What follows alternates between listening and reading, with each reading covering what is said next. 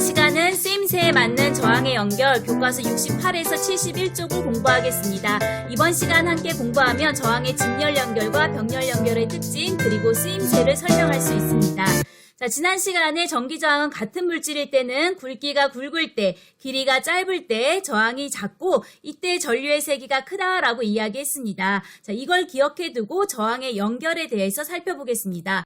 저항을 톨게이트, 전자를 자동차에 비유한 모형입니다. 같은 시간에 톨게이트를 통과하는 자동차 수가 전류 세기를 의미하겠네요. 먼저 톨게이트를 직렬로 연결합니다. 직렬로 연결하는 톨게이트 수가 늘어날수록 같은 시간에 지나는 자동차의 수는 줄어듭니다. 즉, 저항을 직렬로 연결하는 것은 저항이 마치 길어지는 것과 같은 효과를 주어서 전체 저항이 커지고 전류의 세기는 작아집니다. 그러면 톨게이트를 병렬로 연결해보면 병렬로 연결하는 톨게이트 수가 늘어날수록 같은 시간에 지나는 자동차의 수는 늘어납니다. 즉, 저항을 병렬로 연결하는 것은 저항이 마치 굵어지는 것과 같은 효과를 주어서 전체 저항이 작아지고 전류의 세기는 커집니다. 자, 이런 특징을 잘 이해해두고 전구의 직렬 연결과 병렬 연결 비교 실험을 영상으로 보시겠습니다. 전원장치에 전구 한 개가 연결된 회로를 완성하고 밝기를 관찰합니다.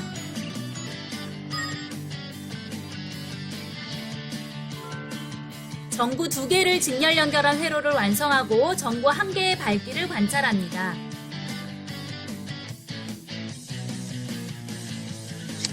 전구 한 개를 연결했을 때보다 어두워졌습니다. 전구 두 개를 병렬 연결한 회로를 완성하고 전구 한 개의 밝기를 관찰합니다. 전구 한 개를 연결했을 때와 밝기가 같습니다. 직렬 연결한 전구 한 개를 뺄 때 나머지 전구의 변화를 관찰합니다. 나머지 전구도 꺼져버립니다. 병렬 연결한 전구 한 개를 뺄 때 나머지 전구의 변화를 관찰합니다. 나머지 전구는 불이 꺼지지 않았네요. 전구를 직렬로 연결하면 이렇게 전지의 전압은 두 전구에 나누어서 걸립니다. 전구가 하나일 때와 비교하면 높이 차이가 반으로 줄어들고 전자의 이동 속도도 반으로 줄어들게 됩니다. 즉, 전압이 반이 되고 전류의 세기도 반이 됩니다. 그럼 전구의 밝기는 어떻게 될까요? 전구를 하나 연결했을 때보다 밝기가 어두워집니다. 저항을 직렬로 연결하면 전체 저항이 커져서 전체 전류는 작아지지만 회로의 어디에서나 전류가 흐르는 값은 같게 나타납니다. 전구를 이번에는 이렇게 병렬로 연결해보면 두 전구에 걸리는 전압은 전지의 전압과 같습니다. 각 전구에서는 전구가 하나일 때와 높이 차이가 같아서 전자의 이동 속도도 같습니다. 즉, 각 전구에 걸리는 전압과 전류의 세기가 같아서 전구의 밝기도 같습니다. 그런데 저항을 병렬로 연결하면 전자가 지나가는 길이 하나 더 생긴 거기 때문에 두 갈래 길이 모아지고 다시 나누어지기 전까지 도선에서는 전류가 두 배로 흐릅니다. 즉, 전체 저항이 작아져서 전체 전류는 두 배로 커진다는 것을 알 수 있겠습니다. 물 흐름 모형으로 설명해 보겠습니다. 물레방아를 그림처럼 차례로 두 개 설치하면 물레방아가 한 개 설치되었을 때보다 물의 높이가 반이 되어서 물레방아를 돌리는 힘이 줄어듭니다. 즉, 각 전구에 걸리는 전압과 흐르는 전류가 각각 반으로 줄어듭니다. 물이 흐르는 길이 하나이기 때문에 두 물레방아에 흐르는 물의 흐름은 같습니다. 따라서 두 전구에는 같은 세기의 전류가 흐릅니다. 물레방아를 그림처럼 나란히 두 개 설치하면 물레방아가 한 개 설치되었을 때와 물의 높이 차이가 같아서 물레방아를 돌리는 힘이 같습니다. 즉, 각 전구에 걸리는 전압과 흐르는 전류가 같습니다.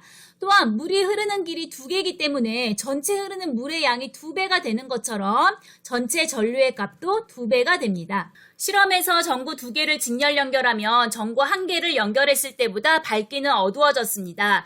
저항을 직렬 연결하면 저항이 길어지는 효과를 주기 때문에 전체 저항은 커지고 회로 전체에 흐르는 전류의 세기는 작아집니다.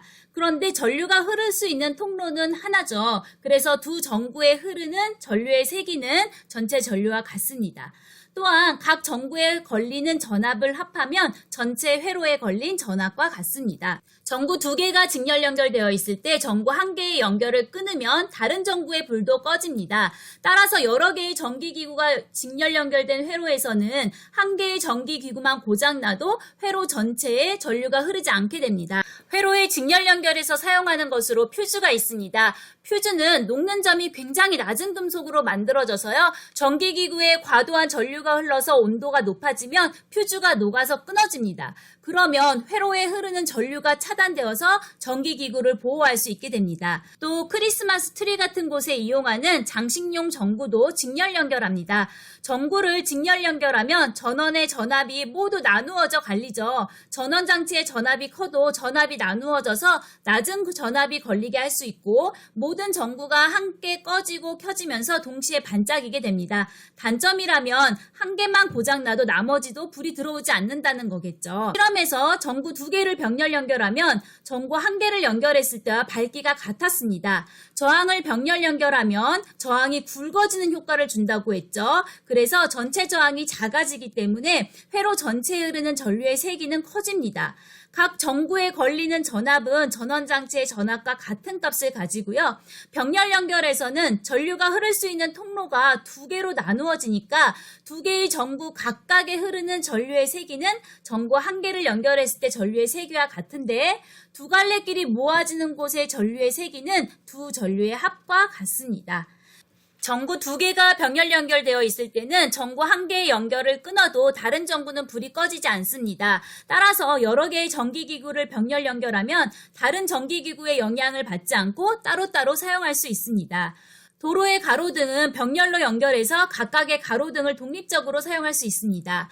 또 집이나 학교 등의 건물에서 전기 배선은 모두 병렬 연결되어 있습니다. 가정의 여러 가지 전기 제품은 대부분 전격 전압이 220V로 생산돼서 나오는데요. 이보다 높거나 낮은 전압에서는 제대로 작동하지 않거나 폭발하기도 합니다. 따라서 모두 220V의 같은 전압이 걸리도록 병렬 연결해서 사용합니다. 또 각 전기기구를 다른 전기기구의 영향을 받지 않고 필요할 때 각각 켜거나 끌 수 있어서 사용이 편리합니다. 멀티탭 역시 병렬 연결되어 있어서 각 단자에 걸리는 전압의 크기가 일정하고 한 단자의 연결이 끊어져도 다른 단자의 연결에는 상관이 없습니다. 하지만 전기기구를 많이 연결할수록 전류가 흐르는 길이 많이 생기고 그런 각 전기기구의 연결이 모이는 전선에서는 지나치게 많은 전류가 흐르게 됩니다. 과도하게 많은 전류가 흐르면 원자와 전자들이 충돌하면서 과도한 열이 발생하고 그러면 전선이 녹아서 화재가 발생할 수 있으니 이용할 때 주의해야겠죠. 스스로 확인하기 71쪽입니다. 1번 전구 두 개가 직렬 연결된 회로에서 전구 한 개가 꺼지면 다른 전구는 꺼집니다. 2번 병렬 연결된 저항에 걸리는 전압은 모두 같죠.